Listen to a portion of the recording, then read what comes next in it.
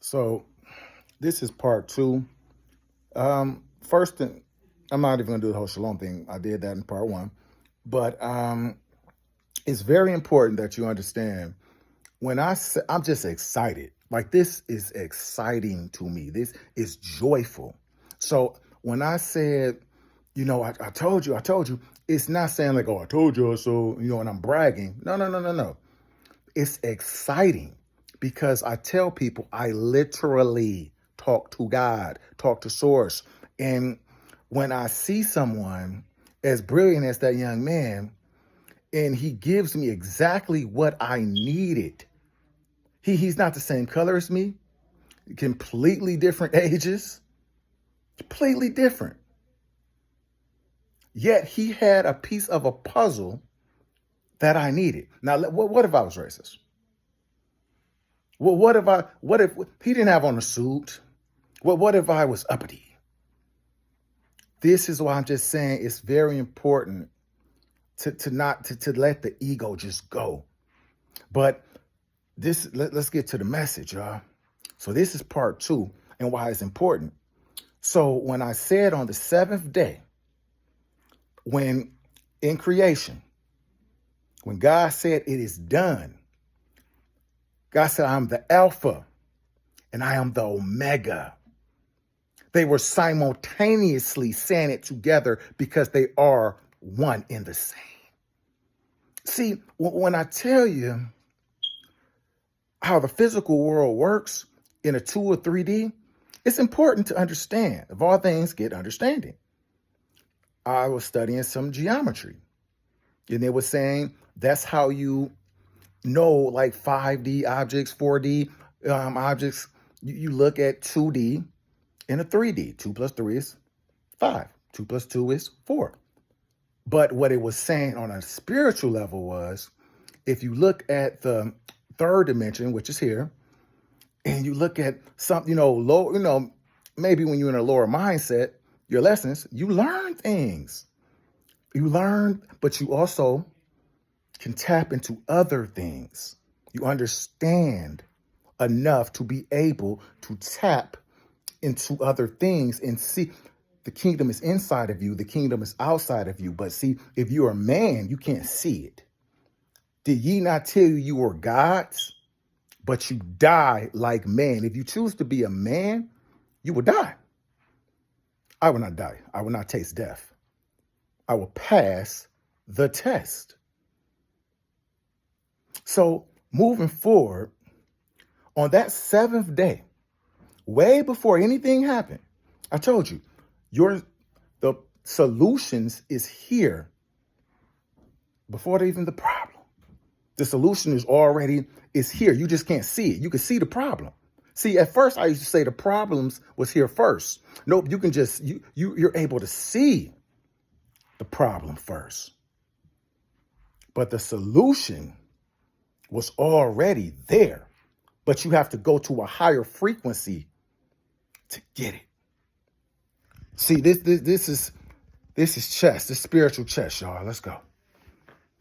So when that young man broke those names down, it gave a big part that I missed, the confirmation of when I said Adam was created to till the ground. Yeah, we're created to work, but he was made for so much more. He was made to bring in the Christ. And every name that came in, it didn't matter their problems. It didn't matter. Cain killed Abel. They went through a lot of the same things that we go through now. Didn't stop them from bringing in a lineage that will eventually be Christ. So you can't see this with a 2D lens, but you have one that's like, okay, this is created. This is your name. This is your name. But they broke it down to the Hebrew. And so funny, I was just talking to MT33, and he was talking about the importance of putting your name in the Hebrew. If it translates back to them, Mine is God's gracious gift. So therefore, I know when I come, I need to come gracious. I don't care if I'm a quadrillionaire. My power comes from me being gracious. God's gracious gift. So on a surface level, his story says, I'm Ivan. Ivan did some dumb things. Might do some dumb things today. Pretty sure I'm going to do some dumb things tomorrow. However, I am God's gracious gift. That's who I am. It was already written. See, you have two scripts, y'all. One, did ye not say you were gods and you die like man? You can choose to be a man, till the ground, and die. Option two, you can go within. You can seek the kingdom in the Melchizedek, the king of righteousness, his right-hand man. That comes from me. So I'm just saying, do your own due diligence. That's straight from me. That part, the right-hand man. Melchizedek is the king of righteousness, right standing. So for my world, it's inwardly.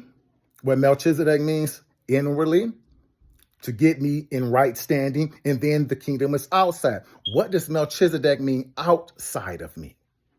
The line. A line is straight, a straight line. Going through the straight, what's the quickest way to get to a straight line?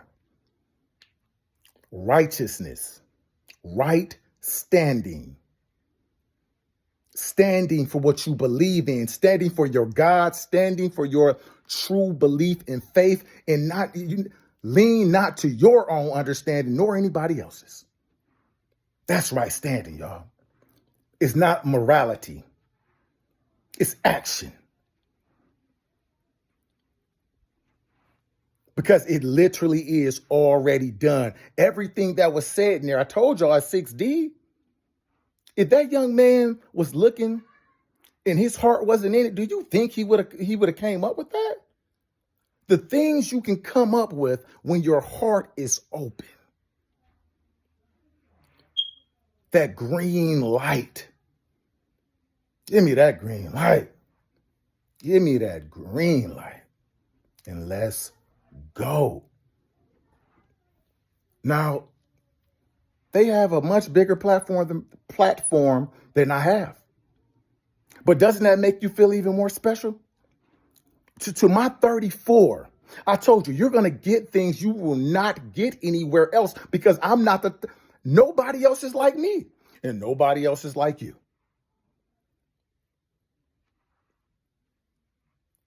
That you see what you see at creation. Source already knew this was going to happen. So when people say, well, why didn't Source stop him from eating the apple? Why this? Why that? Because my ways are not your ways, and my thoughts are not your thoughts. You can't understand me. You can barely understand this third dimension. How do you think you can understand me? Source had that already taken care of at creation. And to get even deeper, it's just so sent to me, it was part of creation. Because creation isn't over.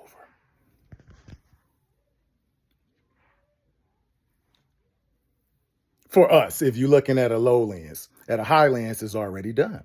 I know that sounds very complicated, but it's just like the seventh day in the crucifixion. I am the Alpha, I am the Omega. The beginning and the promise was the ending. That's why we take that promise. That's the Ark of a Covenant that's within. So while people are searching without, the Ark of the Covenant is within. The Ark of the Covenant, that's a covenant. That's a word. The word that's made flesh. And if your word doesn't if you don't make it flesh and it's not living, that ark could hurt you. See, everything in that Bible, it starts playing out.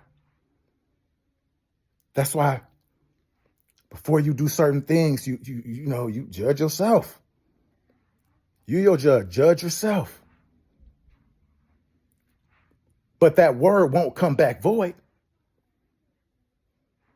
See, that's why when they say, "Oh, we already won," I'm like, I don't. Oh yeah, rah rah. No, literally, it literally is already done. Our only job is not to carry it out.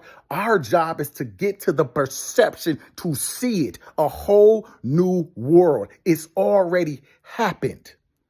So we're members of something. We need to remember. Meaning we did it. Go back to our old works. Become a member.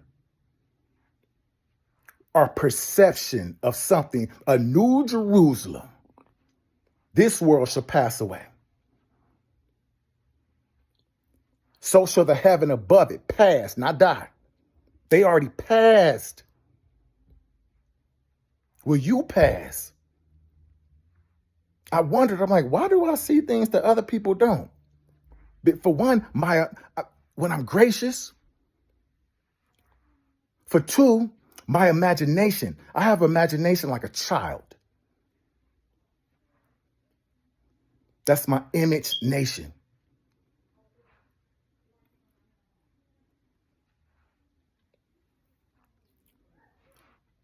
And I'm privied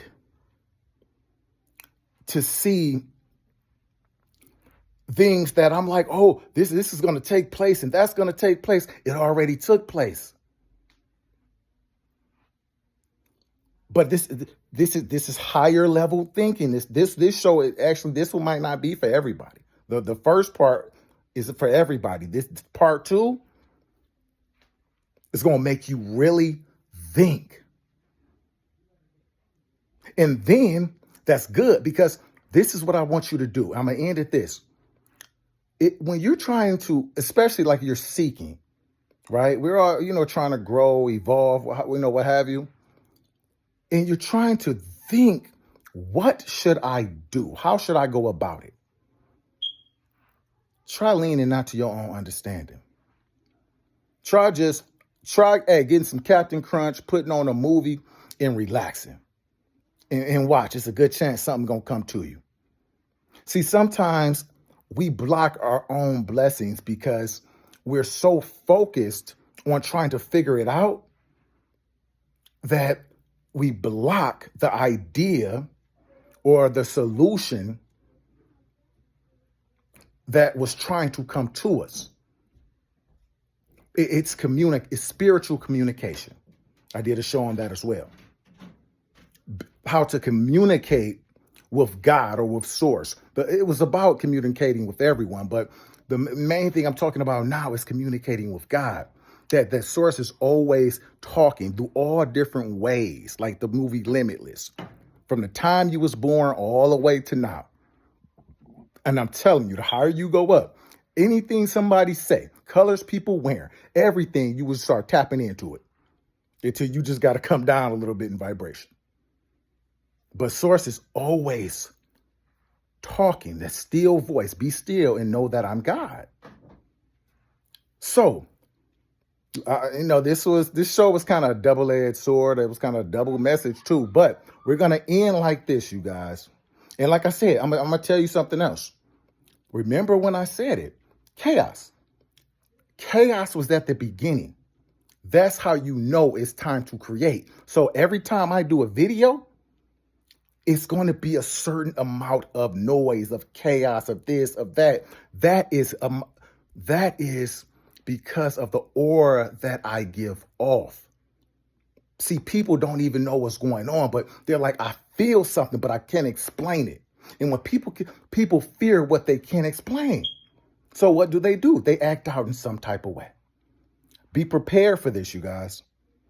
If you start in this, be prepared for that. Because it's nothing big that can hinder you. Don't sweat the small stuff, okay? You know what I'm about to say. Shalom and love.